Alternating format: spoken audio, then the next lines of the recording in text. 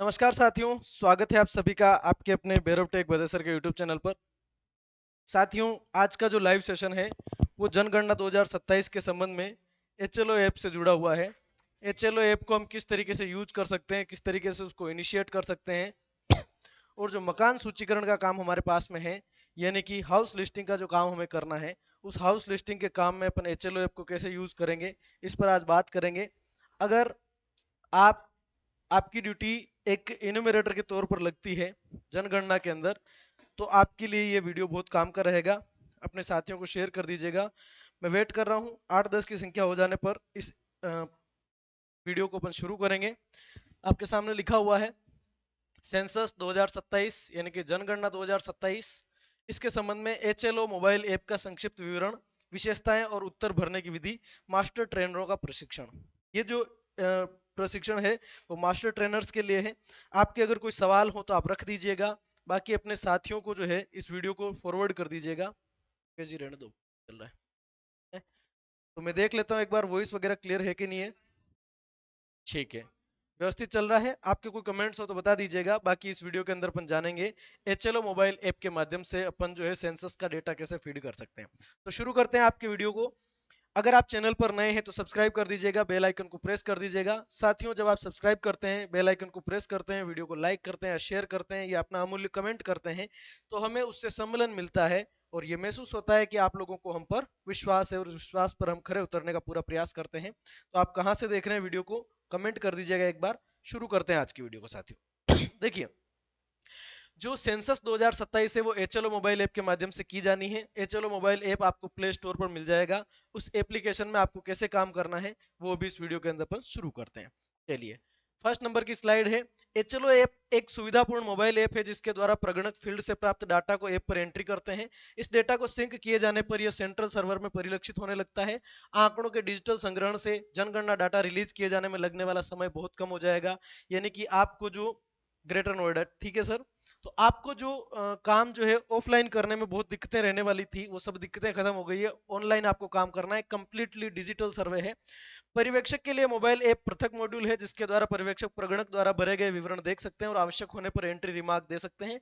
Remark दिए जाने की स्थिति में इन्यूमरेटर को एसएमएस अलर्ट प्राप्त होता है और वह उक्त एंट्री में अपेक्षित संशोधन कर सकते हैं। ठीक है, सुपरवाइजर हैं आपके एप्लीकेशन को लगातार सुपरवाइज करते रहेंगे। आपको अगर वहां कहीं भी प्रॉब्लम है तो आपको दिखाई देगी और आपको उसको ठीक करना है।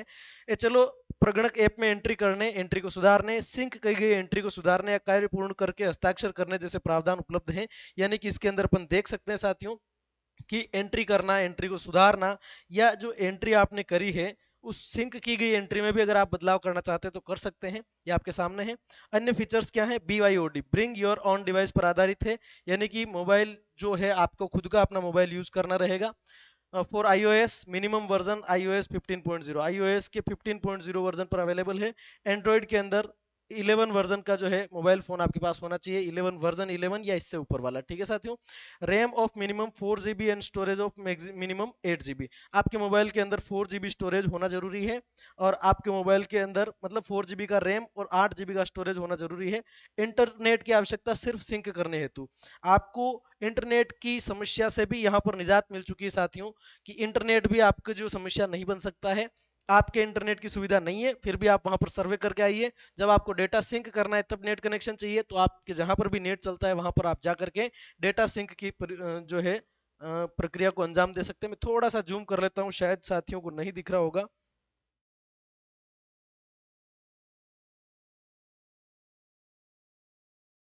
चलिए, आगे बात करते हैं सर।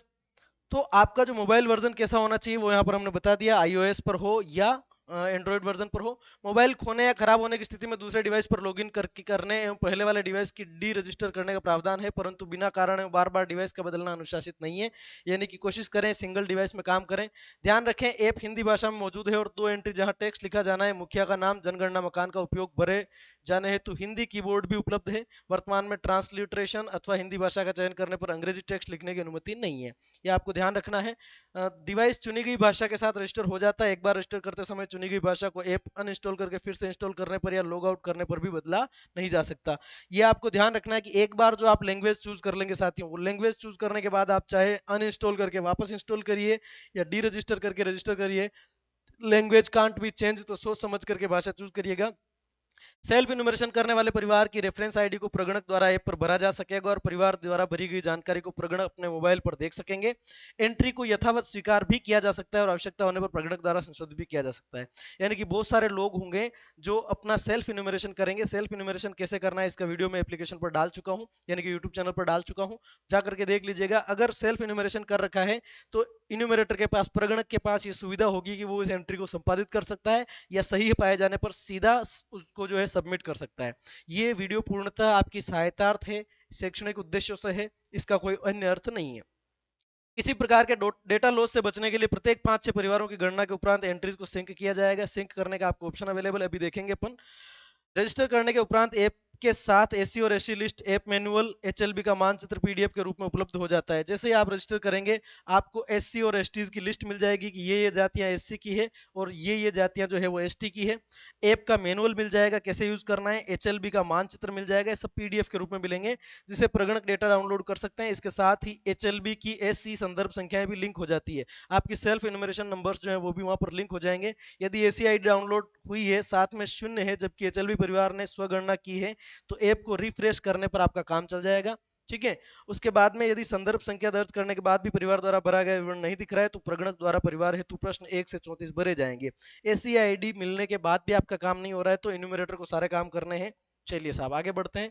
सत्र का उद्देश्य इंस्टॉल करना और पूर्व आवश्यक शर्तें यानी कि प्री रिक्वाइजाइट्स जो है वो, मोबाइल ऐप की विशेषताएं, डेटा दर्ज करना, सबमिट करना और अन्य उपयोग की जानकारी हेतु सुझाव, ये इसके अंदर अपन देखने वाले हैं साथियों। ये सारी बातें ठीक है साथियों। चलिए शुरू करते हैं।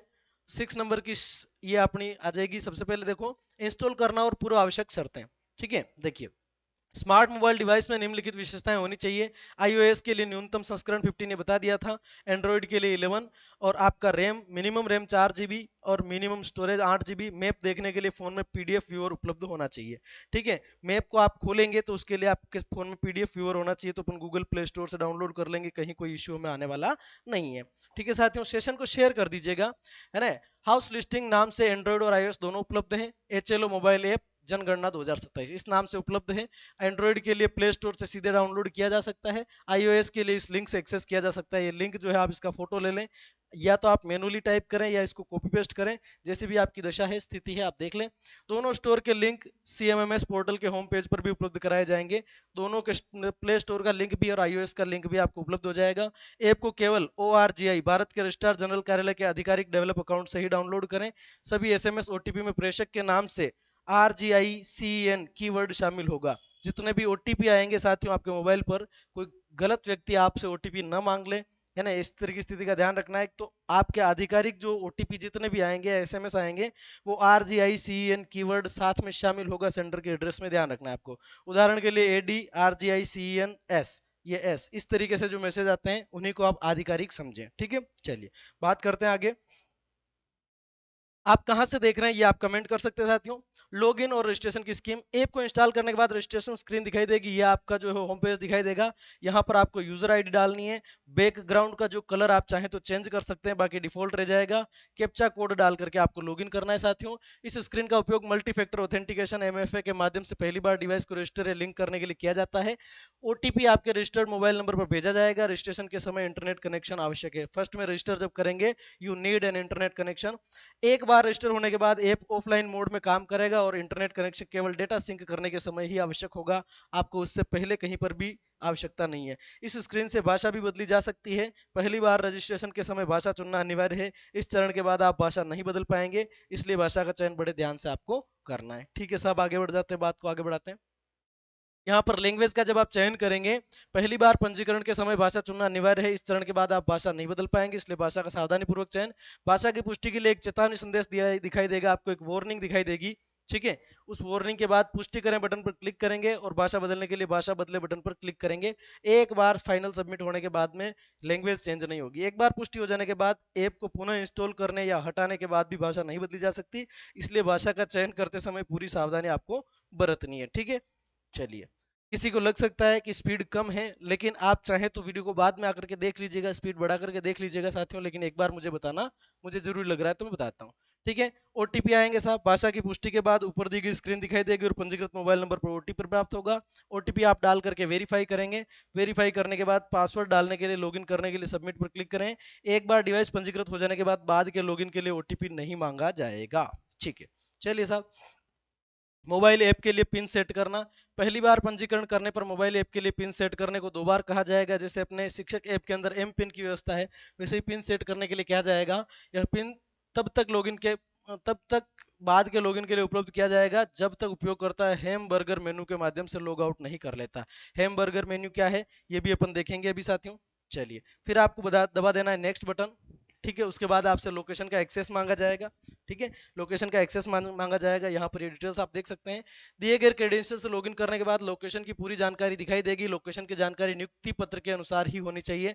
आपको जो प्रगणक नियुक्त किया जाएगा तो आपके नियुक्ति पत्र के साथ में लोकेशन भी वहां पर फीड कर रखी होगी। वही लोकेशन आपकी एप्लीकेशन में दिखनी चाहिए। लेआउट मानचित्र के अनुसार अपेक्षित भवनों, जनगणना घरों की संख्या दर्ज करें। ठीक है, आपका जो लेआउट है उसके अकॉर्डिंग आपके भवनों की संख्या डालनी है। ठीक है, पूर्णता की जांच के लिए किया जाता है। यह संख्या हमेशा संपादन योग्य, एडिटेबल है और इसे कभी भी बदला जा सकता है। यानी कि मकानों की संख्या, भवन की जो संख्या है या जनगणना मकानों की संख्या है, उसको आप जब चाहें उसको बदल सकते हैं। You can change that. चलिए, यदि एचएलवी आवंटन या एसी आईडी में कोई परिवर्तन नहीं हुआ है या कोई परिवर्तन हुआ है तो उपयोगकर्ता रिफ्रेश बटन पर क्लिक करें। इस विकल्प के लिए इंटरनेट कनेक्टिविटी आवश्यक रहेगी। यह आपका रहेगा। देखिए साथियों, स्टेट का नेम आएगा, डिस्ट्रिक्ट का नेम आएगा, सब district, town, village, ward, house listing, block का नंबर आएगा। एज पर लेआउट मैप के अकॉर्डिंग एक्सपेक्टेड भवनों की संख्या कितनी, number of buildings, and expected number of census houses, यानी कि जनगणना से मकान जो है उनकी संख्या। उसके बाद आप आगे बढ़ेंगे। आगे बढ़ने के बाद में साथियों ये स्थिति आपके सामने आने वाली है। चलिए, यहाँ पर देखो, ये सारी चीजें मैंने आपको बता दी क्या क्या आएगी यहाँ पर, ये दिखा दी थी आपको। चलिए, उसके बाद क्या जाएगा साथियों, देखो अन्य संबंधित विकल्पों के लिए ऊपर बाएं कोने में नेविगेशन ड्रॉअर मिलेगा। ये विकल्प इस प्रकार है, बाएं कोने में आपको नेविगेशन का ड्रॉअर मिल जाएगा। यहाँ पर बहुत सारे विकल्प रहेंगे। डाउनलोड किए गए एसी आईडी, इससे एन्यूमरेटर के मोबाइल में डाउनलोड किए गए एसी आईडी की संख्या दिखाई देती है। रिफ्रेश बटन से भी रिफ्रेश किया जा सकता है। यहाँ पर एसी आईडी का नंबर आ जाएगा, यहाँ पर दिखाई देगा साथियों। ठीक है, उसके बाद देखो ऐप के बारे में। पासवर्ड बदलें, पासवर्ड बदलने के लिए उपयोग किया जा सकता है। एचएलवी मैप्स जो है मैप डाउनलोड कर सकते हैं, सहायता, और आपको लॉग आउट का ऑप्शन यहाँ पर मिल जाता है। ठीक है साथियों, चलिए आगे बढ़ाते हैं बात को। फॉरगॉट पासवर्ड, अगर आप पासवर्ड भूल जाते हैं तो पंजीकरण पृष्ठ पर पासवर्ड भूल गए का भी लिंक दिया रखा है, आपको फॉरगेट पासवर्ड कर सकते हैं। और यूजर आईडी आपको वहां पर दर्ज करनी पड़ेगी। आपसे ओटीपी मांगा जाएगा और नया पासवर्ड मांगा जाएगा, उसकी पुष्टि कर देनी। महत्वपूर्ण क्या है, पहली बार रजिस्ट्रेशन करते समय फॉरगेट पासवर्ड का प्रयोग करते हुए सीधे मोबाइल ऐप से पासवर्ड बदला नहीं जा सकता। फर्स्ट टाइम में ये नहीं कर सकते हैं। उसके बाद जो है आप फॉरगेट पासवर्ड का ऑप्शन आपको मिल जाएगा। ठीक है, यदि एसएमएस ईमेल डिलीवर नहीं हुआ तो सीएमएमएस पोर्टल पर प्रगणक के लॉगिन से फॉरगॉट पासवर्ड का उपयोग करके, है ना, या आप जो है वेबसाइट पर जाकर के भी ये काम कर सकते हैं साथियों। इस तरह का जो है आपका इंटरफेस रहेगा। आपका पासवर्ड रीसेट हो जाएगा। यूजर आईडी डालेंगे, ओटीपी डालेंगे, पासवर्ड है री एंटर करेंगे, सबमिट करेंगे। ठीक है, चलिए, ओटीपी जनरली आपको प्राप्त हो जाएगा। अगर ओटीपी प्राप्त नहीं होता है तो आप फ्लाइट मोड करके ऑन ऑफ कर सकते हैं और उसके बाद में जो है आप काम कर सकते हैं। ठीक है साथियों, आगे बढ़ाते हैं बात को। पासवर्ड बदल लिया आपने, यहाँ पर ओल्ड पासवर्ड, न्यू पासवर्ड और चेंज का ऑप्शन आपको मिल जाएगा। ठीक साहब, आगे बढ़ जाते हैं। सरल मेनू इंटरफेस, ई एंड सी द्वारा आसान और सुचारू डेटा संग्रह के लिए मेनू इंटरफेस को सरल रखा गया है। ये आपका इंटरफेस रहने वाला है साथियों। इसके अंदर क्या क्या रहेगा, new house list entry, updation data, edit already sync data, view summary, sync और मार्क एज कंप्लीट, ये इतने ऑप्शन आपको यहाँ पे मिल जाएंगे। मैं चाहूंगा कि आप सेशन को लाइक कर दें और शेयर भी कर दें साथियों। ठीक है, चलिए, लाइक कर दें और शेयर कर दें, ये आप ध्यान रखें। 18वां, लाइन क्रमांक, ये इस तरह से लाइन नंबर दिखेंगे। दूसरा बिल्डिंग नंबर, तीसरा हाउस जो है सेंसस हाउस के नंबर दिखेंगे। शीर्ष में प्रश्न एक के रूप में दिखाई देगा आपको क्या, लाइन क्रमांक। लाइन क्रमांक निष्क्रिय है और यह स्वतः बढ़ती रहेगी, यानी कि ऑटो आगे चलती रहेगी है। ये एचएलओ ऐप की सभी आगामी स्क्रीनों के शीर्ष के बाएं कोने पर प्रदर्शित होती रहेगी। ये लेफ्ट कॉर्नर पर आपके सामने दिखती रहेगी। ठीक है, अधिकतम 20 अक्षरों तक की अल्फा न्यूमेरिक प्रविष्टियां आप कर सकते हैं। अल्फा न्यूमेरिक प्रविष्टियां मतलब आप अल्फाबेट भी डाल सकते हैं और न्यूमेरिकल्स भी वहां पर डाल सकते हैं, संख्या भी दर्ज कर सकते हैं। उसके बाद में देखिए, नया भवन दर्ज करने के लिए भवन की आपको संख्या दर्ज करनी पड़ेगी या पिछली बार उपयोग की गई भवन संख्या के लिए दोहराएं का बटन आपको काम में लेना पड़ेगा साथियों। पहले से भरी हुई किसी भी भवन संख्या को चुनने के लिए ड्रॉप डाउन से भवन संख्या का चयन भी किया जा सकता है। ड्रॉप डाउन का मतलब वहां पर भवन संख्या पहले से लिखी हुई आएगी, यू कैन सेलेक्ट देयर। ठीक है, वहां पर आप क्या कर सकते हैं साथियों, सेलेक्ट कर सकते हैं। जनगणना मकान, यह 4 अंकों का संख्यात्मक फील्ड है और हाउस लिस्टिंग ब्लॉक में क्रम संख्या के रूप में रहेगा। यानी कि भवन का जो क्रम है वो इस तरह से रहेगा। पहले भवन के पहले जनगणना मकान के लिए जनगणना का जो क्रमांक है, यानी फर्स्ट बिल्डिंग के फर्स्ट मकान के लिए जनगणना क्रमांक 0001 रहेगा। उसके बाद 0002, 0003, इस तरह से ये आपका चलता रहेगा। रिपीट नहीं करना है आपको, रिपीट और न्यू बटन दिखाई देंगे, लेकिन मकान संख्या आपको अलग अलग मकानों के लिए अलग अलग संख्याएं देनी है आपको, और उसके बाद आपको काम को आगे बढ़ाना है। पहले जनगणना मकान की प्रविष्टि के दौरान रिपीट बटन निष्क्रिय रहेगा, बाद के जनगणना मकानों के लिए बटन सक्रिय हो जाएगा। फर्स्ट एंट्री तो आप कर ही देंगे। जब आप सेकंड मकान की एंट्री कर रहे हैं साथियों, एक सेकंड में इस सेशन को थोड़ा सा शेयर कर देता हूं।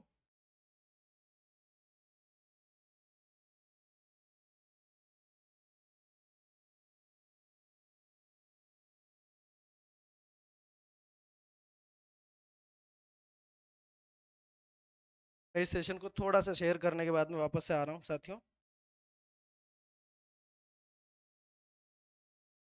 ठीक है, ये शेयर हो चुका और हम आ चुके हैं वापस से एप्लीकेशन पर। ठीक है,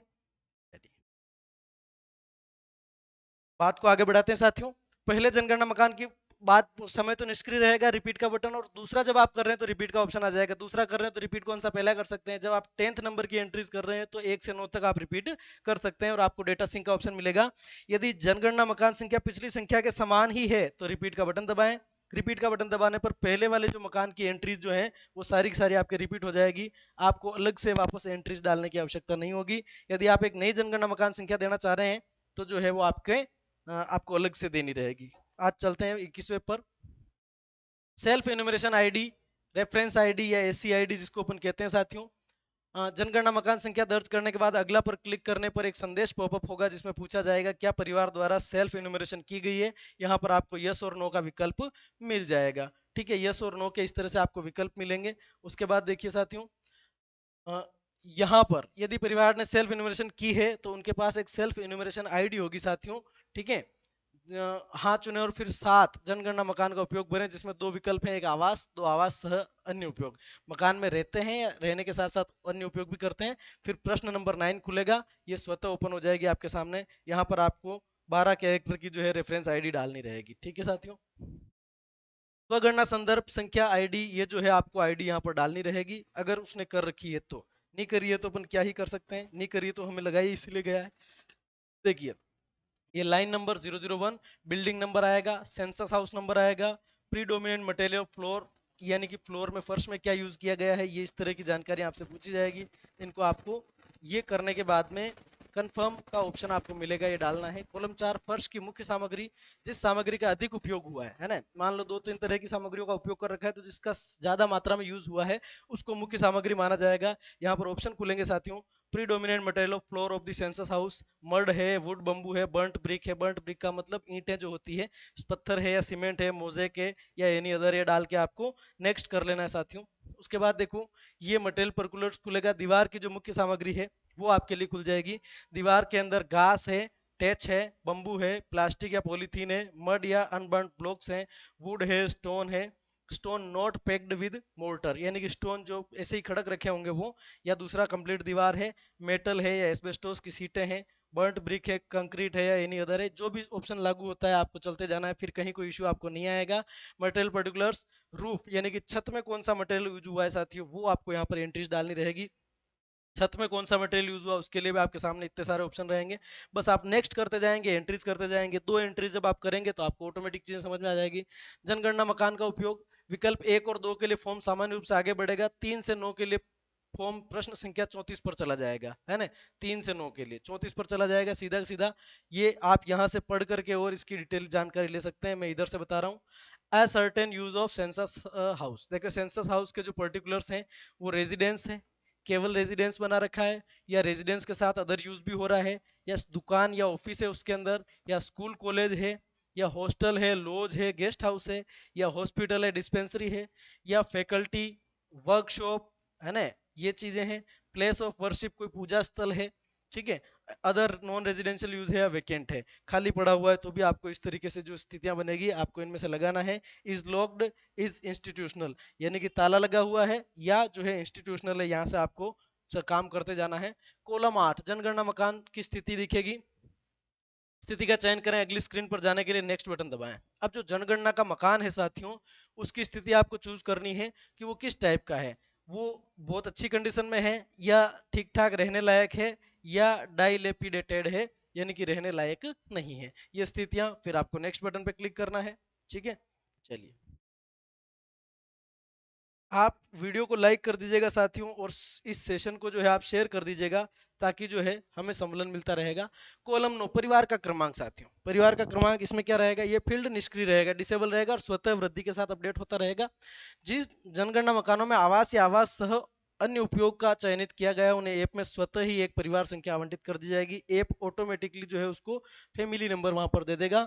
यदि विकल्प आवास सह उपयोग और संस्थागत है का चयन किया जाता है, विकल्प के अंदर ये या फिर ये चूज करते हैं, तो ऐप संस्थागत परिवार को परिवार संख्या 999 आवंटित करेगा। जो संस्थागत परिवार होते हैं, उन संस्थागत परिवारों को 999 यानी कि आवास सह अन्य उपयोग या संस्थागत, इन दोनों कंडीशन में आपका जो मकान संख्या है वो 999 आवंटित कर दी जाएगी एप्लीकेशन के माध्यम से। कोई चीज अगर कंफ्यूज लगे तो आप पूछ सकते हैं, लाइव इसीलिए है ये। ठीक है साथियों, यदि आवास सह अन्य उपयोग और बंद है तो ऐप कोई परिवार संख्या आवंटित नहीं करेगा। आवास सह अन्य उपयोग में संस्थागत करेंगे तो परिवार की संख्या 999 आएगी। आवास सह अन्य उपयोग में बंद करेंगे तो कोई भी संख्या नहीं आएगी।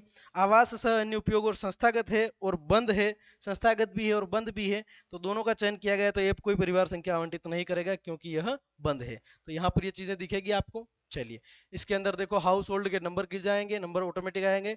Total number of persons normally residence in this house, इस घर में नॉर्मली कितने लोग रहते हैं वो आपको संख्या डालनी है। मान लीजिए इस घर के अंदर 5 सदस्य रहते हैं साथियों, और उस दिन जिस दिन आप जनगणना करने के लिए जाएं वहां पर 3 ही मौजूद हो, तो आपको संख्या 3 नहीं डाल के 5 डालनी है। या उस दिन 2 मेहमान आ गए मान लीजिए, तो 7 जने हो रहे हैं, लेकिन फिर भी आपको संख्या कितनी डालनी है साथियों, जो रहते हैं नॉर्मली वही डालनी है। Name of the head of the house hold, यहाँ पर मकान का जो स्वामी है उसका नाम डालना है। इस परिवार में सामान्यतः रहने वाले व्यक्तियों की संख्या आप डाल देंगे। चलिए उसके बाद में देखो, ये जो है एप्लीकेशन का इंटरफेस और ये जो मैसेज है वो थोड़ा सा डाइवर्ट हो रहा है, एक दूसरे से मिसमैच कर रहा है। यहाँ पर हेड, मैं इधर ही समझाता हूँ एप्लीकेशन केवल आपको। ठीक है, हेड ऑफ हाउस होल्ड, इसके अंदर आपको मेल फीमेल या ट्रांसजेंडर पर्सन है ये सेलेक्ट करना है। उसके बाद में क्या ये एससी है या एसटी है, एससी है तो एससी पर क्लिक करो, एसटी है तो एसटी पर क्लिक करो, अदर है तो अदर पर क्लिक कर दो। ठीक है साथियों, उसके बाद आपको आगे बढ़ना है। आगे जब आप बढ़ेंगे, ठीक है, तो ये इधर का आप पढ़ते जाइएगा, मैं इधर वाले पे ज्यादा फोकस नहीं करके सिर्फ इधर वाले पे चलता हूँ। जनगणना मकान में स्वामित्व की स्थिति। ठीक है, तो ये जो जनगणना का मकान है, जिस मकान की आप जनगणना कर रहे हैं, हाउस लिस्टिंग कर रहे हैं, उसका स्वामित्व किसके पास है। ओनरशिप स्टेटस यानी खुद का है, rented but has own house elsewhere, यानी कि पहली कंडीशन तो हो सकती है मकान खुद का है।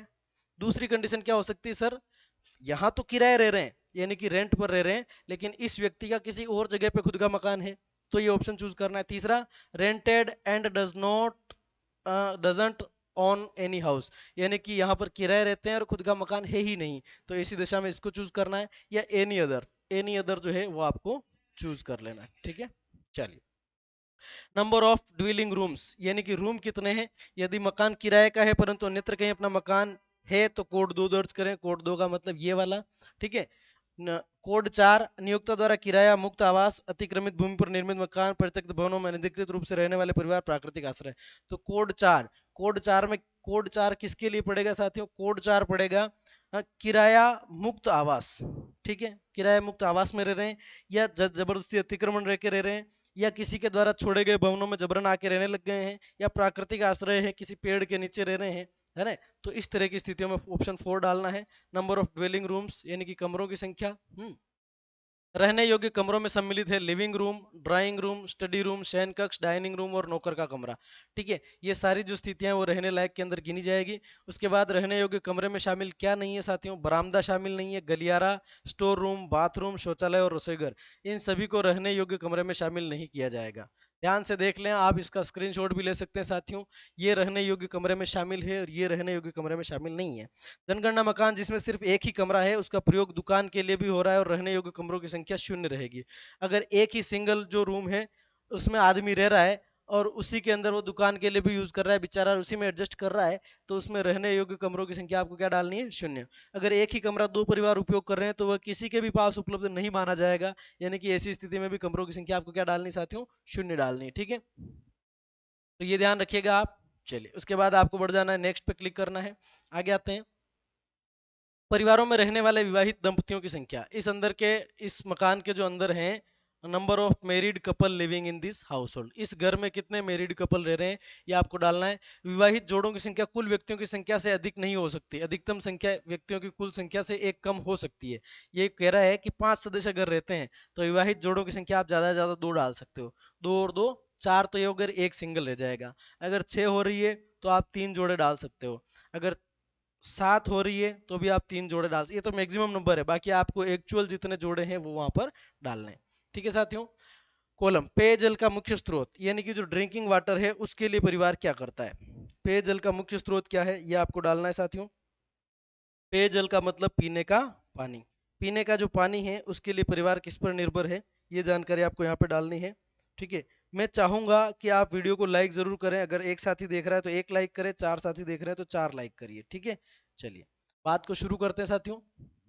अब देखो, दिए गए विकल्पों से परिवार को उपलब्ध पेयजल का जो स्रोत है, यहाँ पर आपके पास सामने कौन कौन से ऑप्शंस आपको अवेलेबल है साथियों, देख लेते हैं।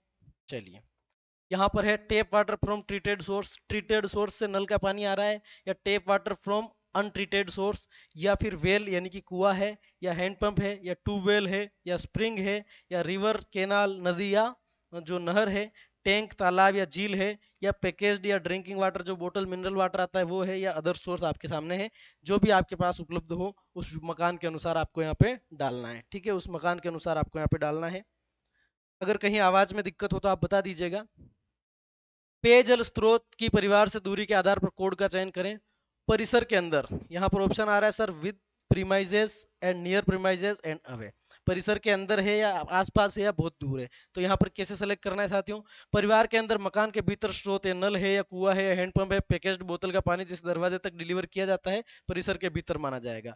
यानी कि पैकेज्ड ड्रिंकिंग वाटर आ रहा है जो उसके दरवाजे के अंदर तक सप्लाई किया जा रहा है, उसको भी जो है आप फर्स्ट वाला ऑप्शन चूज करेंगे। उस परिसर के अंदर ही नल है या कुआं है या हैंडपंप है, उसके अंदर पानी की सुविधा मौजूद है, तब भी आप उसको जो है फर्स्ट कोड देंगे।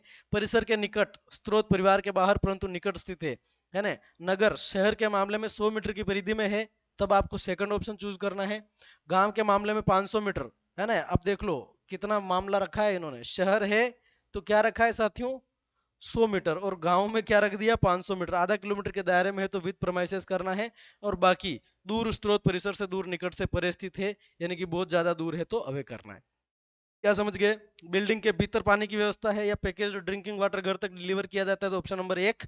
अगर शहरी क्षेत्र में 100 मीटर के दायरे में और ग्रामीण क्षेत्र में 500 मीटर के दायरे में है तो नियर प्रेमाइसेस माना जाएगा, और बाकी इसको अवे मान लिया जाएगा। ठीक है साहब, 37 नंबर की स्लाइड पे आ जाते हैं। सभी साथी लाइक कर दें, वीडियो को शेयर कर दें। पिछले 12 महीनों, अब देखो प्रकाश का मुख्य स्रोत, प्रकाश का जो मुख्य स्रोत है, मेन सोर्स ऑफ लाइटिंग है, वो आपसे पूछ रहा है कि इलेक्ट्रिसिटी यानी कि घर के अंदर इलेक्ट्रिसिटी है, या केरोसिन यूज किया जाता है, या सोलर यूज किया जाता है, अदर ऑयल है, एनी अदर है, नो लाइटिंग है। किस स्थिति में किस ऑप्शन का चयन करना है ध्यान समझ लीजिएगा, है ना। पिछले 12 महीनों के अधिकांश समय में परिवार द्वारा उपयोग किए गए ऊर्जा स्रोत का रिकॉर्ड किया जाना है। यानी कि परिवार अगर अलग अलग टाइम में अलग अलग प्रकार के सोर्स से लाइटिंग यूज करता है, 7 8 10 साथी जितने भी देख रहे हैं लाइक कर दें, किया जाता है, तो सबसे ज्यादा जो चूज किया जाता है उसको भरना है। कोड 1 बिजली चुने। ठीक है। अन्य तेल, कोड 4 में प्रकाश के स्रोत के रूप में किए जाने वाले खाद्य और गैर खाद्य दोनों तेलों को शामिल करना है। अन्य तेल जिसके अंदर वो लाइटिंग वगैरह जो है ना उस लालटेन वगैरह से करते हैं। यदि असाधारण परिस्थितियों में घर में प्रकाश के किसी भी स्रोत का उपयोग नहीं किया जाता है तो कोड 6 चुनेंगे। नो लाइटिंग की स्थिति में आपको कोड 6 चुनना है। नो लाइटिंग भले साल भर नहीं रहती हो, ठीक है, लेकिन अगर साल में किसी भी टाइम उसके साथ में ऐसी स्थिति बनती है तो आपको कोड 6 चूज करना है। उसके बाद में अगली स्क्रीन पर वापस जाने के लिए अगला बटन क्लिक करेंगे। पानी लाना बेटा। चलिए 37 नंबर, कॉलम 20 शौचालय की सुलभता। अब यहाँ पर ये ऑप्शन तो बड़े इजी दिख रहे हैं साथियों, लेकिन किस स्थिति में किसको चूज करना है तो ये ध्यान से आपको देखना पड़ेगा। Amenities available to households, exclusively for household use only, shared with other household and public latrine. 3 option यहाँ पर उपलब्ध है, यस की स्थिति में, और नो की स्थिति में एक ही ऑप्शन अवेलेबल है ओपन। कब कौन सा ऑप्शन चूज करना है साथियों देखिएगा। मात्र परिवार के लिए उपलब्ध जनगणना मकान के अंदर या बाहर शौचालय केवल परिवार के लिए ही माना जाता है, इसलिए कोड 1 चुने। अगर वो जो परिवार है 5 सदस्य हो या 7 सदस्य हो या 3 सदस्य हो, उनका सेफ अगर लेटरिन की व्यवस्था है, किसी के साथ शेयर्ड नहीं है, वो पब्लिक लेटरिन यूज नहीं करते हैं, तब आपको कोड 1 चुनना है, यानी कि exclusively for household use only. यदि अन्य परिवारों के साथ साझा किया जाता है, शेयरिंग का मामला है कि 2 परिवार यूज कर रहे हैं, तो आपको जो है कोड नंबर कौन सा यूज करना है साथियों? 2।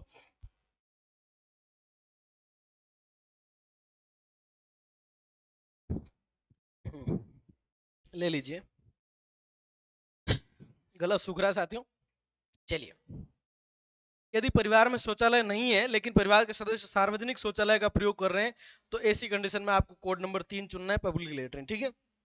साझा शौचालय और सार्वजनिक शौचालय एक नहीं है। साझा शौचालय, साझा का मतलब 2 परिवारों का मिलाकर के एक है, तब आपको सेकंड वाला ऑप्शन चूज करना है। और पब्लिक लेटरिन अगर यूज की जा रही है, तब आपको कोड नंबर 3 यूज करना है साथियों। ठीक है।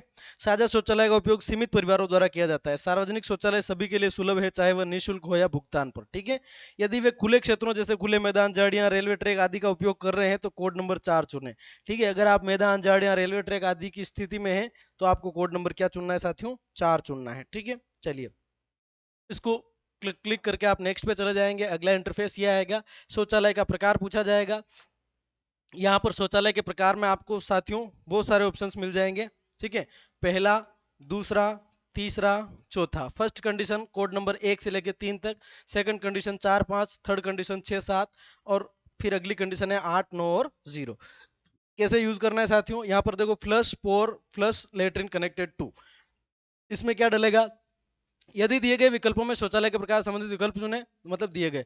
अगली स्क्रीन पर वापस जाने के लिए नेक्स्ट बटन दबाएंगे। अब इनको कैसे कैसे यूज करना है देखो साथियों।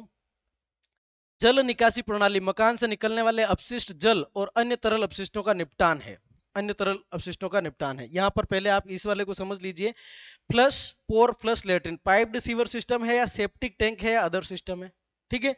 दूसरा, ट्विन पिट लेटरिन, यहाँ विद स्लेब है या विदाउट स्लेब है। सिंगल पिट लेटरिन है तो विद स्लेब है या विदाउट स्लेब है। या सर्विस लेटरिन है तो नाइट सोइल रिमूव्ड मैनुअली है या night soil removed by animals है। नाइट सोइल का मतलब जो खराब गंदगी वगैरह है, उसके संबंध में आपको चूज करना रहेगा। फिर देखो, अपशिष्ट जल में रसोई, स्नान, धुलाई का पानी शामिल है। अपशिष्ट जल में रसोई से निकलने वाला पानी, स्नान घर से और धुलाई वाला पानी। शौचालय का अपशिष्ट इसमें शामिल नहीं है। ठीक है। तो अपशिष्ट जल में आपको यहाँ पर ध्यान रखने वाली बात कौन सी साथियों? शौचालय का जो गंदा पानी है उसको अपशिष्ट जल में शामिल नहीं किया गया है। अपशिष्ट जल में रसोई, स्नान और धुलाई का पानी ही शामिल किया गया। यदि शौचालय और अपशिष्ट जल दोनों का साझा निपटान है, तो जल निकासी के प्रकार के आधार पर उपयुक्त कोड आपको चुनना है। जल निकासी देखो, जल निकासी में क्लोज ड्रेनेज है यानी बंद ड्रेनेज सिस्टम है, या ओपन ड्रेनेज सिस्टम है, या कोई ड्रेनेज सिस्टम नहीं है। जो भी आपका उपयुक्त विकल्प हो आप चूज करना है। वीडियो को शेयर कर दीजिएगा, लाइक कर दीजिएगा, एक बार दबा दीजिए ताकि मुझे अच्छा लगेगा, और कहाँ से देख रहे हैं आप ये भी डाल सकते हैं। चलिए, कॉलम 23, परिवार के अंदर स्नान की सुविधा की उपलब्धता, बाथिंग फैसिलिटीज जो है उसके लिए आएगा कॉलम नंबर 23। यहाँ पर बाथरूम का ऑप्शन है, इनक्लोज्ड विदाउट रूफ है, यानी कि एक तो कंप्लीट बाथरूम बना हुआ है, एक जो हाँ बांध रखा है, कुछ कर रखा है लेकिन ऊपर छत नहीं है, और तीसरा नो बाथिंग फैसिलिटी है। देखिए, एक या अधिक परिवारों द्वारा उपयोग की जाने वाली स्नानागार सुविधा के लिए लागू होने के अनुसार कोड 1 या कोड 2 चुनेंगे आप। कोड 1 या कोड 2। ठीक है। शौचालय और स्नानागार दोनों एक साथ होने पर दोनों सुविधाओं को उपलब्ध माना जाएगा, है ना। एक सिंगल गेट से आप एंटर करते हैं, वहां पर शौचालय भी है और वहीं पर स्नानागार भी है, तो ऐसी स्थिति में जो है आपको उपलब्ध मानना है उसको। ध्यान उपलब्धता पर है, स्नानागृहों की संख्या पर नहीं। उपलब्ध है या नहीं है, संख्या कितनी उससे मायना नहीं है, इसके अंदर ध्यान रखना। उपयुक्त विकल्प चुने और अगली स्क्रीन के लिए नेक्स्ट बटन आपको क्लिक कर देना है यहाँ पर। चलिए, दिए गए विकल्पों में से रसोई और एलपीजी पीएनजी की उपलब्धता के संबंध में क्वेश्चंस पूछे जाएंगे आपसे। देखो, amenities available to household, availability of kitchen and LPG PNG connection, cooking in kitchen. Cooking in kitchen, अगर उसमें एलपीजी का कनेक्शन है या पीएनजी कनेक्शन है तो कोड नंबर 1, अगर कनेक्शन नहीं है तो code number 2। Cooking inside house, अगर किचन में कुक कर रहे हैं तो आपको ये ऑप्शन चूज कर रहे हैं। किचन मतलब खाना वहीं पकता है, उसी घर में पकता है, लेकिन किचन में नहीं पकता है, तो ऐसी कंडीशन में आपको ये वाला ऑप्शन चूज करना है। Cooking in open outside the house, खुले में अगर खाना पकाया जा रहा है या मकान के बाहर पकाया जा रहा है, तो ये स्थिति। पहली स्थिति किसके लिए? किचन उपलब्ध है और उसमें खाना बन रहा है। दूसरी स्थिति, किचन उपलब्ध है या नहीं है लेकिन किचन में खाना नहीं बन रहा है, ऐसी कंडीशन में ऑप्शन कोड 3 4 है। और अगर मकान के बाहर कुकिंग कर रहे हैं, ठीक है, ओपन में कुकिंग कर रहे हैं, तो 5 6 7 है। अब इसमें देख लीजिए, फर्स्ट में आपसे पूछ रहा है अगर किचन में कुकिंग हो रही है और एलपीजी पीएनजी कनेक्शन है तो कोड 1 चूज करें, नहीं है तो 2 चूज करें। अगर हाउस में किचन के अलावा किसी और जगह पे खाना बन रहा है तो उसके अंदर भी एलपीजी है या नहीं है चूज करना है। अगर आउटसाइड ऑफ दी हाउस, घर के बाहर किया जा रहा है, तो ऐसी स्थिति में आपको वहां पर भी एलपीजी कनेक्शन है या नहीं है। या फिर सातवां लास्ट ऑप्शन मिलेगा नो कुकिंग, कि मान लीजिए खाना जो है पैक होकर के आता है कहीं से, या वो कहीं खाने जाते हैं, तो ऐसी स्थिति जो है आपको उसके लिए नो कुकिंग का ऑप्शन चूज करना पड़ेगा।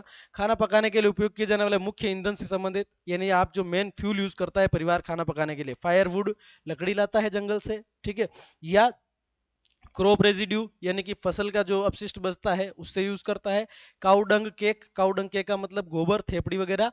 उसके बाद में कोल, लिग्नाइट या चारकोल यूज किया जा रहा है, केरोसिन यूज किया जा रहा है, एलपीजी पीएनजी, इलेक्ट्रिसिटी है, करंट का चूल्हा है, या बायोगैस यूज की जा रही है, सोलर सिस्टम या एनी अदर, जो भी ऑप्शन संगत लागू होता है उस ऑप्शन को आपको चूज कर लेना है। ठीक है साथियों, आगे बढ़ते हैं। यहाँ पर प्रश्न है assets processed possessed bye house hold. House hold की जो एसेट्स है, संपत्तियां हैं, वो क्या क्या है। पहला, क्या परिवार में रेडियो या ट्रांजिस्टर है, तो है कि यस और नो आपसे पूछा जाएगा, रेडियो ट्रांजिस्टर उपलब्ध है या नहीं है। अगर रेडियो ट्रांजिस्टर उपलब्ध है तो आपको यस, यस के अंदर 3 कॉलम है, ट्रेडिशनल रेडियो सेट है, या मोबाइल या स्मार्टफोन पर रेडियो सुना जाता है, या कोई और डिवाइस है, इनमें से चूज करना है। नहीं है तो नो पे क्लिक करके नेक्स्ट कर देना है। उसके बाद में देखिए टेलीविजन के संबंध में पूछा जा रहा है। टीवी जो है साथियों वो दूरदर्शन फ्री डिश वाली टीवी है, या डीटीएच डिश कनेक्शन है, या केबल कनेक्शन है, या एनी अदर टीवी है तो चारों में से यूज करना, नहीं है तो पांचवा ऑप्शन नो यूज करना है। ठीक है, आप इसमें और इसमें दोनों में नहीं लगा सकते, या तो इन चारों में से कोई एक ऑप्शन रहेगा या फिर लास्ट वाला ऑप्शन रहेगा। ठीक है साथियों, सामान्य सामान्य सा मामला है, कहीं कोई इशू नहीं है, बस वीडियो को शेयर नहीं करेंगे तो चीजें समझ में नहीं आएगी, ये मेरी जिम्मेदारी है। ठीक है, केकड़ी से देख रहे हैं, केकड़ी वालों को नमस्कार, नया जिला बन गया आपका। चलिए साहब, है ना, हाँ, नहीं चालू कर दीजिए भले, कोई इशू नहीं। चलिए, assets possessed bye house holds, है ना, हाउस होल्ड की जो एसेट्स है उसके अंदर एक्सेस टू इंटरनेट पूछा जा रहा है। क्या इंटरनेट कनेक्शन है तो लैपटॉप पे है या कंप्यूटर पे है। दूसरा, मोबाइल स्मार्टफोन पे है या कोई अदर है, नहीं है तो नो करना है। कंप्यूटर या लैपटॉप, यस नो की स्थिति, क्या परिवार के पास खुद का कंप्यूटर अथवा लैपटॉप है। उसके बाद पेज 46 पे आते हैं, यहाँ पर एक्सेस टू इंटरनेट के अंदर, चलो इसी चीज को वापस से समझा रखा है। यदि परिवार में एक या अधिक सदस्यों के उपयोग के लिए लैपटॉप कंप्यूटर उपलब्ध है तो उसको यस लैपटॉप या कंप्यूटर में करना है। आपको टेबलेट जो है ना उसको शामिल नहीं करना है, ध्यान रखना है। किसी के पास टेबलेट है तो कंप्यूटर वाले ऑप्शन में यस नहीं करना है। यदि घर में कोई लैपटॉप कंप्यूटर नहीं है तब आपको कोड नंबर 2 चूज करना है, ये वाला नो। ठीक है, उपयुक्त विकल्प चुने और अगली स्क्रीन पर जाने के लिए नेक्स्ट दबा दें। 47, चलिए, कॉन्फिडेंशियल व्हेन फील्ड टेली, देखो एसेट्स इसमें telephone and mobile phone, smartphone, telephone, mobile phone या स्मार्टफोन की स्थिति देखिए, लैंडलाइन है या मोबाइल है केवल, या अदर बेसिक मोबाइल है, या दोनों है। चारों में से संगत ऑप्शन चूज करना है, नहीं है तो नो करना है। ये सामान्य समझ वाली बातें हैं। चलिए, अब यहाँ पर आ जाइए साहब, मोटरसाइकिल वगैरह, बाईसाइकिल, तो साइकिल है, मोपेड, मोपेड का मतलब दो पहिया जो वाहन है साथियों, मोपेड का मतलब दो पेड़ा वालों, ठीक है, मोपेड का मतलब दो पेड़ा, और दो पेड़े वाले में आपके पास बाइसिकल है या स्कूटर, मोटरसाइकिल, मोपेड है, या फिर दोनों है या कोई नहीं है। ठीक है, कार, जीप, वैन की स्थिति में चार पहिया जो वाहन है वो यस है या नो है, आपको यस नो में चूज करना है, संख्या अभी यहाँ पे नहीं डालनी है। आगे बढ़ जाते हैं, चलिए, ये आपको बता ही दिया था, इधर वही चीज समझा रखी है, आगे बढ़ जाते हैं इसको। चलिए, फिर पूछा main serial consumed by the house hold, यानी परिवार के द्वारा मुख्य रूप से कौन सा अनाज कंज्यूम किया जाता है। ठीक है, चलिए वो देखना है आपको।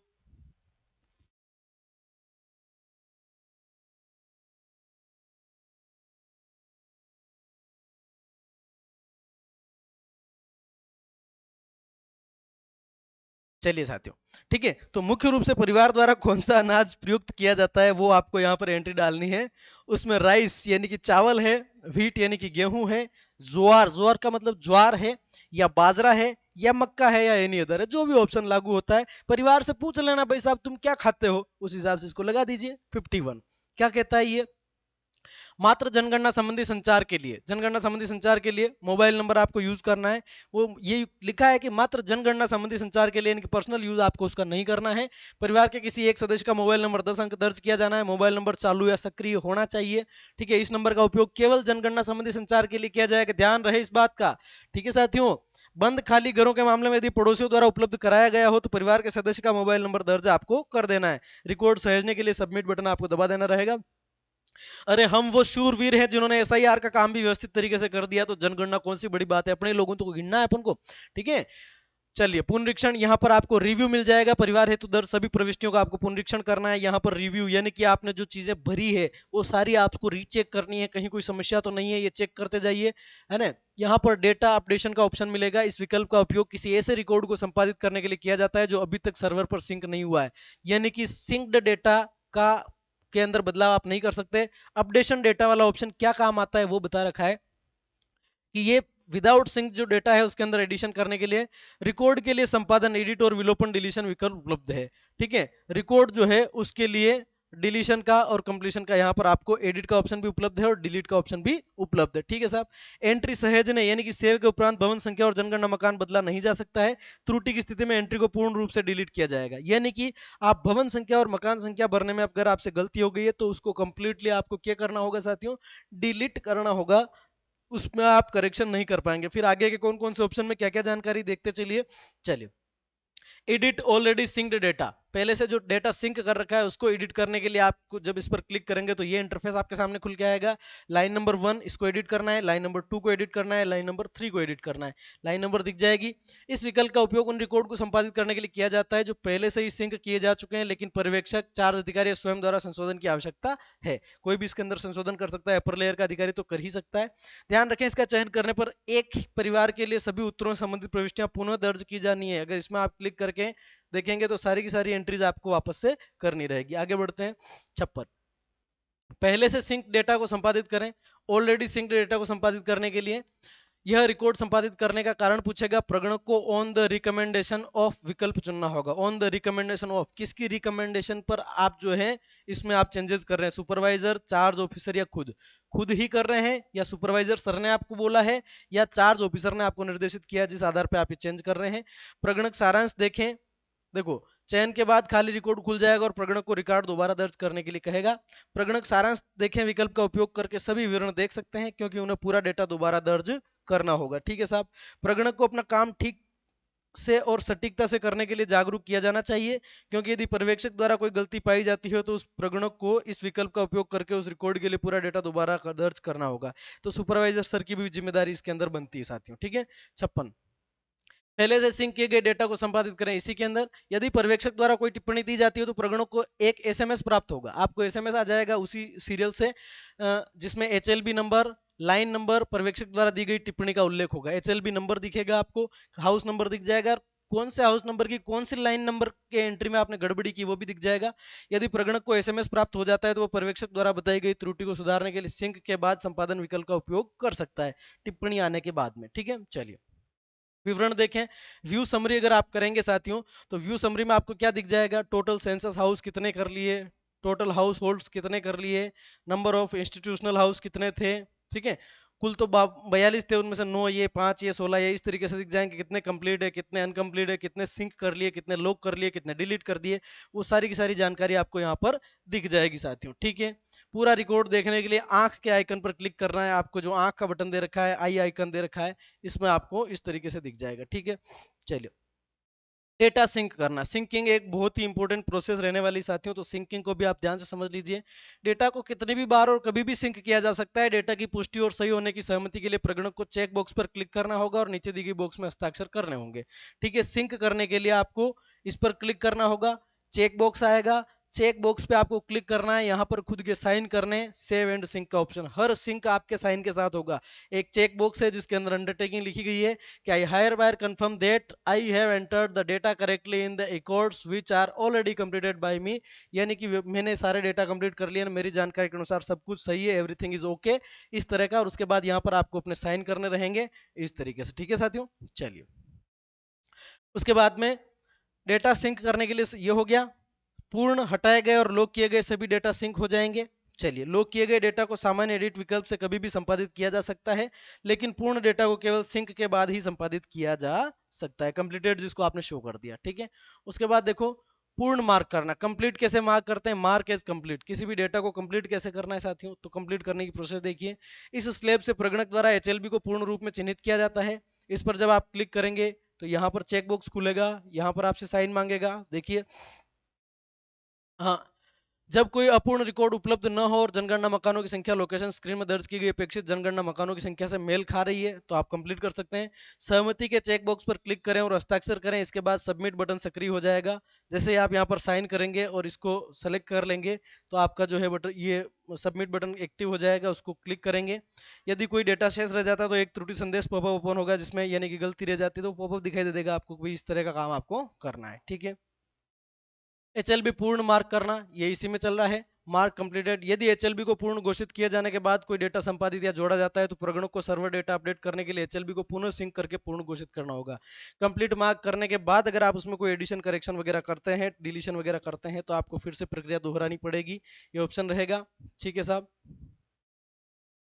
62, डिवाइस बदलना। अब देखो ये भी बहुत सारे साथियों के साथ में स्थिति बनेगी अगर आप अपना मोबाइल डिवाइस बदलते हैं। प्रगणक को इस बात के प्रति जागरूक किया जाना चाहिए कि वे अनावश्यक रूप से डिवाइस न बदलें, क्योंकि इससे क्षेत्र में समस्याएं उत्पन्न हो सकती है और डेटा भी खो सकता है, डेटा लॉस की समस्या आपके सामने आ सकती है। 5 साथी देख रहे हैं पर वीडियो के ऊपर अभी 2 लाइक ही हैं, पता नहीं लोगों को पसंद नहीं आ रहा है या मेरी लैंग्वेज थोड़ी कर्कश है, कुछ समझ नहीं आ रहा। यदि किसी भी परिस्थिति में उपकरण बदलना आवश्यक और अपरिहार्य हो कि जिसे टाला न जा सके तो प्रगणक डिवाइस बदल सकते हैं, लेकिन कोई भी बिना सिंक किया डेटा नष्ट हो जाएगा, सिंक्ड डेटा ही बचेगा और किसी भी परिस्थिति में उसे पुनः प्राप्त या सिंक नहीं किया जा सकेगा, है ना। चलिए, डिवाइस बदलने पर पुराना डिवाइस स्वतः ही पंजीकरण रद्द डी रजिस्टर हो जाएगा, जिसके बाद कोई भी बिना सिंक किया डेटा पुनः प्राप्त नहीं किया जा सकेगा। इस बात की जानकारी सभी प्रगणकों और पर्यवेक्षकों को दी जानी चाहिए। ध्यान रखना है आपको अनावश्यक रूप से डेटा जो है मोबाइल से सेट है वो नहीं बदलना है। ठीक है, ये डिवाइस बदलने का आपको दिखाई दिया। चलिए, ये डिवाइस भी अगर आप बदलेंगे तो यहाँ पर दिखाई देगा। आप दूसरे डिवाइस में जैसे ही लॉगिन करेंगे you are already registered on device Lava LZX, यानी पुराने डिवाइस का नाम आ जाएगा। If this new device is registered, the old device will be deregistered and any unsynced data on the old device will be lost. Do you want to register this new device? जैसे आप new device को register करेंगे, old device का बिना sink किया सारा data वहां पर उड़ जाएगा। Login successful. ठीक है। ठीक है, डिवाइस बदलने की जानकारी हमने आपको बता दी। This device is already generated by, तो ये यहाँ पर लाल लाइन आने लग जाएगी, कोई इशू नहीं है। प्रश्न, चलिए अब इन प्रश्नों को जो है अपन देखता हूं मैं इंपॉर्टेंट है कि नहीं है।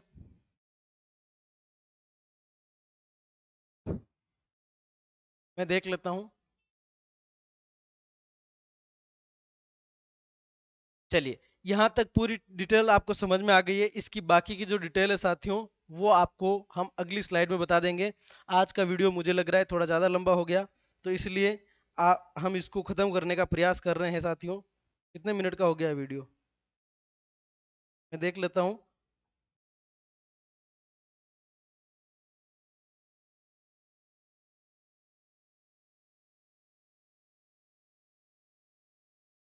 मैं देख लेता हूँ वीडियो कितने मिनट का हो गया है। अगर लंबा हो गया है वीडियो तो इसको अपन ख़त्म करते हैं, और अगर आप चाहते हैं कि नहीं इसी में बता दो तो आप कमेंट करके बताइए, तो मैं इसी में बताने का प्रयास करता हूँ साथियों। वीडियो आई थिंक बहुत लंबा हो गया है। चलो साथ में बता ही देते हैं, जब कंप्लीट ही बता रहे हैं तो किसी भी साथी को, जब नए साथी लाइव के बिना यानी कि बाद में जब वीडियो को देखेंगे तो उनको किसी प्रकार की समस्या न रहे, इसलिए जो है इसको हम कंप्लीटली एक साथ ही बता देते हैं। ठीक है साहब, बता दीजिए। चलिए, यदि एक प्रगणक एचएलओ ऐप में त्रुटिवश अंग्रेजी भाषा चयनित कर लेता है, क्या वह इसे बदल सकता है? यदि हाँ तो किस प्रकार? प्रगणक का मोबाइल अचानक खराब हो गया है, वह क्या नए मोबाइल से कार्य कर सकता है? ऐसा करने से पूर्व क्या सावधानी रखनी चाहिए? ये जो है आपके प्रश्न है, ये आपके प्रश्न है साथियों। सुपरवाइजर ऐप में डेटा सत्यापन हेतु सुपरवाइजर की भूमिका, यानी कि इन प्रश्नों के जवाब जो है आपको एमटीज देंगे, और अगर आप इन प्रश्नों के जवाब मेरे से चाहते हैं तो मैं बता देता हूँ। त्रुटिवश अंग्रेजी भाषा चयनित कर लिए, बदल सकता है क्या? तो भाषा बदलने का ऑप्शन अभी तक हमने जो ट्रेनिंग ली उसमें उपलब्ध नहीं था, तो यहाँ पर क्रॉस लगा रहा हूँ, फिर आपको ट्रेनिंग्स के अंदर बता दिया जाएगा व्यवस्थित तरीके से। प्रगणक का मोबाइल अचानक खराब हो गया, क्या वह नए मोबाइल से कार्य कर सकता है? ऐसा करने से पूर्व क्या सावधानी रखनी चाहिए? अचानक अगर आपका मोबाइल खराब हो गया है तो अभी तक की ट्रेनिंग में हमें ये समझ में आया है, अगर आप दूसरे डिवाइस में लॉगिन करेंगे तो पिछले डिवाइस में जो डेटा आपने सिंक कर रखा था वो शेष रहेगा, जो अनसिंक्ड डेटा था वो आपका सर्वे पूरा पूरा डिलीट हो जाएगा, आपको वापस से करना पड़ेगा। क्या प्रगणक द्वारा सिंक किए गए डेटा को संशोधित किया जा सकता है? यदि किन परिस्थितियों में किया जाना चाहिए? तो सिंक किए गए डेटा को संशोधित किया जा सकता है। इसका प्रयोग करने पर भरा हुआ डेटा आता है, जिसे संशोधित किया है पूरा ब्लैंक रिकॉर्ड आता है। तो ये अपन ने इस जो पूरी देखा है उसी के अंदर से सवाल है। आगे बढ़ जाते हैं। सत्यापन सुपरवाइजर की भूमिका, चलिए इसके लिए जो मैं है अलग से वीडियो बना दूंगा सुपरवाइजर के लिए। तो ये जनगणना की वीडियो को यहीं पे ख़त्म करते हैं साथियों। मैं भी थक गया हूँ और जनगणना की ट्रेनिंग भी आपकी लगभग लगभग कंप्लीशन की ओर है। तो सभी को बहुत बहुत बधाई। अरे 5-6 राज्यों के अंदर ये प्रोग्राम चल गया है, बाकी राज्यों में अब चल जाएगा। आप चैनल को सब्सक्राइब कर दीजिएगा और बेल आइकन को प्रेस कर दीजिएगा। मैं उम्मीद करूंगा कि आप वीडियो को शेयर करेंगे। तो मिलते हैं अगले वीडियो में, तब तक के लिए बहुत बहुत धन्यवाद आप सभी का। Thank you so much. ठीक है साहब, बाय।